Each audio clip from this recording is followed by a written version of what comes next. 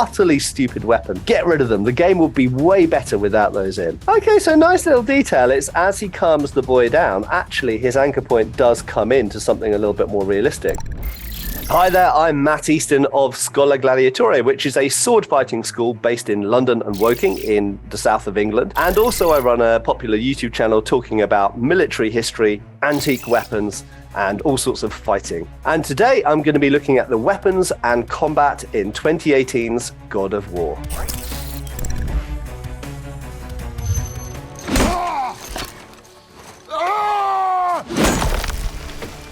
For a fantasy axe, this doesn't actually look too outrageous. It looks sort of plausible. Lots of fantasy axes are massively oversized. Axes are top-heavy weapons by nature because the blade, the head, is at the top, and then you've got a wooden shaft. So they, unlike a sword, which balances close to the hand, an axe is pretty much the opposite of that. It balances near the head. So they're good percussive weapons, despite the fact they've got an edge on them. Even if you just hit them with the side of the axe, it would still hit like a mace. So they're good hitting, bludgeoning, strong weapons, but they are not as nimble and agile as something like a sword, for example. But, you know, for a fantasy axe, this is not such a bad design. And incidentally, this type of axe is known as a bearded axe because the blade comes down like a beard from the main part.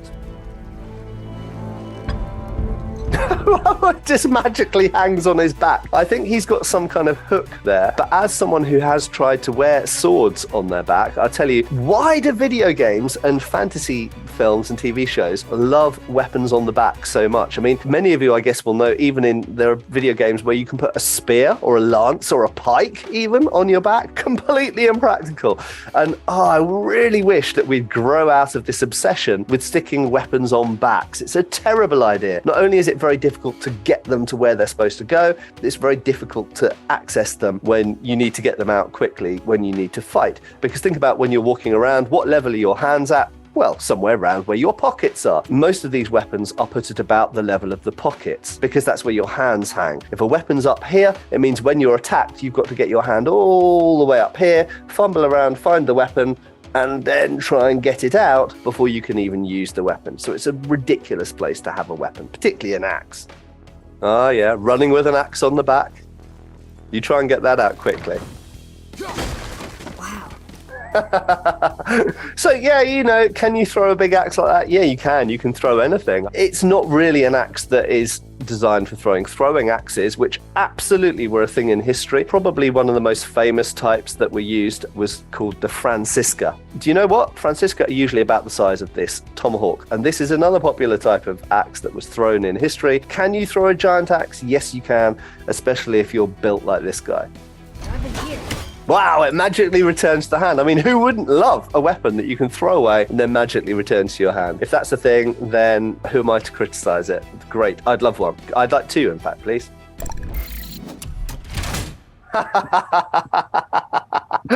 Oh, wow. I'd like one of those. How does that even work? Where did the parts go? Would it work as a shield? Well, I mean, I suppose this is high-tech, low-tech, isn't it? So that would be fantastic if you could have a shield. So one of the problems with shields, I suppose, is how you carry them. They are a nuisance to carry. And for anyone who doesn't know, shields are quite heavy. Shields that are properly made can be quite heavy. Not all shields, I guess there are light shields, but folding shield, would it work? Well, I don't know. Let's try and make one. I'd love to try and make one and use one. Pop-out shield. Advantages, disadvantages. Well, bear in mind that when it's folded, although it might take up less space, it's still going to weigh the same, isn't it? It's not going to reduce in mass. So you're still going to have a fairly heavy lump attached to your left arm, which means that anything that you're doing, like using a two-handed weapon or grabbing things or throwing things with your left arm, you've still got the weight of a shield attached to it. So that's something to bear in mind. I love the fact that he's got a shield. I also kind of love the idea that they've thought about a pop-up shield like this. What a great idea. Would it work? I don't know. I don't care. I want 3, please.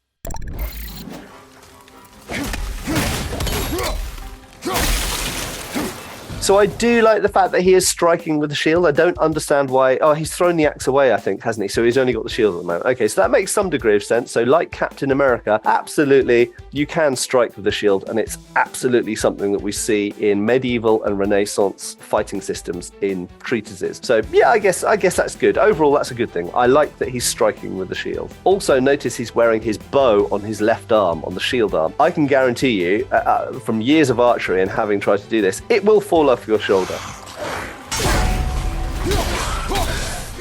So there was a little detail there. So a lot of time when someone swings at you, you simply cover the line with the shield and then use your weapon. But there was a nice detail there. He actually did what we call a beat. So rather than just blocking the incoming blow, he actually beat the opponent's arm and weapon aside. Now, generally speaking, swinging the shield's not a good idea because it opens up your center line. However, this is a little bit different because he's using the shield offensively, attacking into an attack. So in that specific example, it does make some degree of sense. So, I could get into criticism about the fact that he's swinging very wildly and widely with the axe, but that's the fighting style of this guy, and within the context of this game, it looks right and it makes sense. And you've got to remember, axes are top-heavy weapons, so the swings with them are by necessity gonna be wider and bigger swings, and they're gonna follow through more than a strike with something like a sword. You just have to accept that that's the case, and you have to manage your distance, which is what governs your defense, accordingly. So if you have a wide swinging top heavy weapon,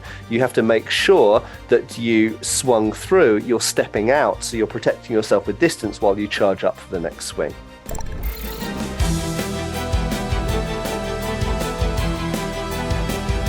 Oh boy, here we go. So now this is the upgraded Leviathan Axe. Yeah, I've got issues with this axe. I think I was quite charitable towards the axe previously, but this has now gone full fantasy. It is massively oversized. And on a fundamental level, we have to say, what advantage does that give him? Okay, in reality, if you just took the axe that we know he's very effective with and made the blade or made the head bigger, then all you're doing is you're making it heavier, which makes him slower and makes him tire out quicker. So those are bad things. It doesn't make the weapon any more effective against a human-sized opponent. We've seen that his previous axe is perfectly effective against human-sized opponents. This is only going to be more effective against bigger, maybe more heavily armored, maybe thicker skinned, more formidable opponents. Yeah, okay, you've got a longer cutting edge, but you've made a much bigger, much heavier blade, much more cumbersome, slower in attack, slower in defense, more tiring, as I've said.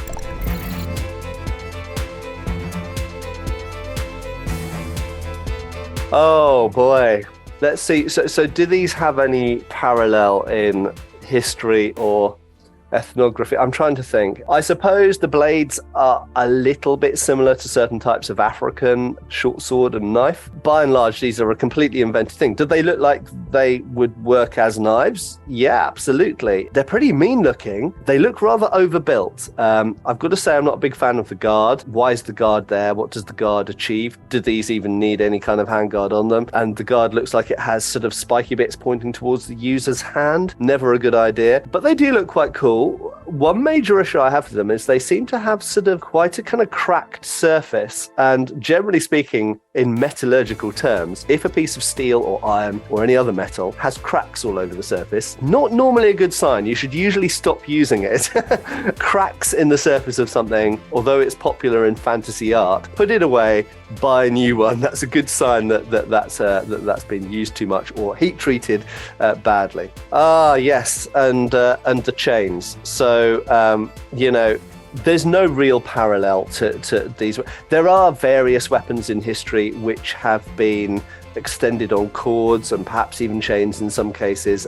There's certain Japanese weapons and certain Indian weapons. They're not really like this though, and these are quite big and unwieldy weapons to have on the end of chains. One of the major problem with swinging weapons like this, and we notice this with something like the flail, or sometimes known as a ball on chain, is that they have a momentum to them and you can't suddenly change direction. You have to sort of go in a path, a bit like a flying aeroplane with them, and steer them around this path. You can't, if you're swinging this way, suddenly go, oh, I'm suddenly going to change here. Or you can't suddenly go back up the way you just came, like you could with a blade, like a sword, or with an axe or a stick. So they've got lots of disadvantages. The advantage that they might have is reach. So they can far reach beyond what a typical hand weapon would be able to do. And I suppose you could say unpredictability. If you try and block one, there's a chance that if you block the chain or the string, the top end will swing around and hit you. So they are intimidating, but they have never been popular. Okay, don't ever think, despite the fact these weapons exist in history and the real world to some extent, don't ever think that they were successful weapons,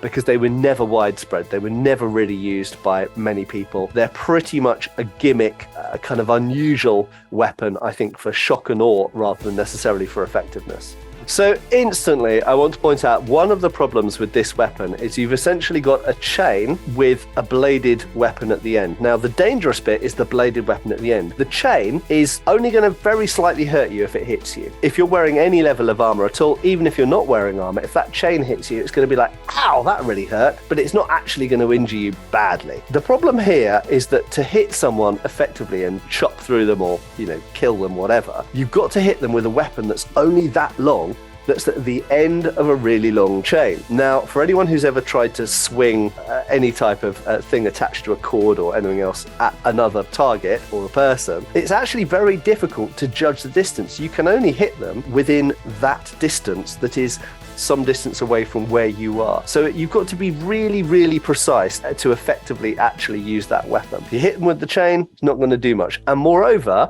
there's a good chance that the chain will wrap around the target, which, it's not going to be nice for them, but it's not going to injure them. And you've now immobilized one of your weapons. Anytime that chain hits a person, it is going to bend around and wrap. It's not going to chop through them. Chains are not lightsabers. They don't chop through people. The weapon at the end, fine, we can say that chops through people, but the chain cannot cut through people. Okay, there's another major problem here as well. So when he's spinning it vertically, it ceases to exist as it passes through the ground. In reality, if you're spinning it like this, it's going to go way up in the air, it's going to come down here and embed itself in the ground, or at least hit the ground and drag along it, and then it will have lost all of its momentum to swing again. You can't just do like perpetual circles vertically because there's the ground there and the weapon's longer than his height.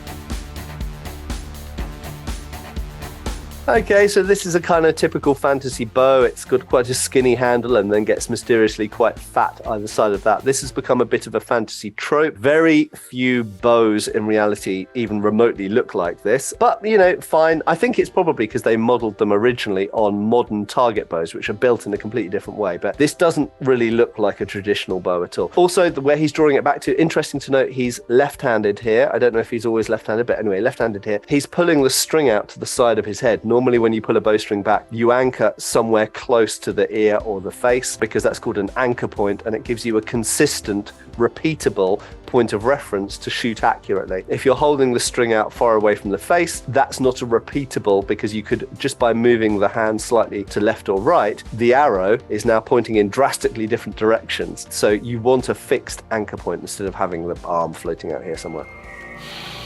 Holy fire. When I tell you to fire. Fire? What fire? There's no fire. This isn't a gun. This is a bow. You shoot a bow or loose an arrow. You only fire a firearm. Clues in the name. Okay, so nice little detail. It's as he calms the boy down, actually his anchor point does come into something a little bit more realistic. So actually that's a really good detail. Maybe they did have someone who was a consultant on this who was an archer, an archery expert, because that is actually quite good, quite surprising.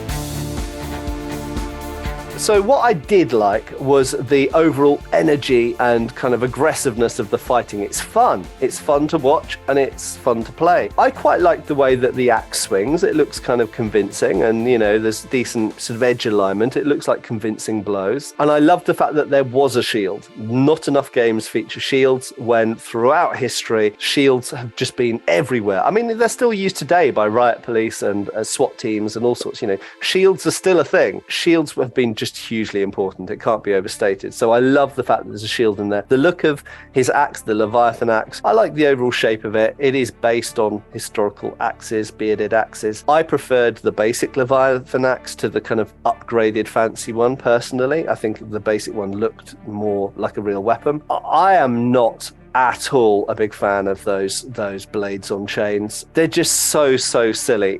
But given the type of movement that they put in the game, it's very kind of spinning and very circular. I can understand why they wanted to go for that particular type of weapon. But looking at them as a teacher of weapon use, historian of weapons, they are so silly. They would not work at all. You would get tangled up and you would get beaten so fast and you can't spin them through the ground. The chains don't cut. It's just very silly. And also, just imagine what's making the edge of the blade be pointing in the right direction when you're swinging it around. That it's going to be revolving on the chain, so you're going to be hitting them with the flat of the blade rather than the edge of the blade all the time. Utterly stupid weapon. Get rid of them. The game would be way better without those in, or at least more believable. For more from Matt Easton, make sure to check out our videos with him reacting to House of the Dragon and Rings of Power, or our series playlist.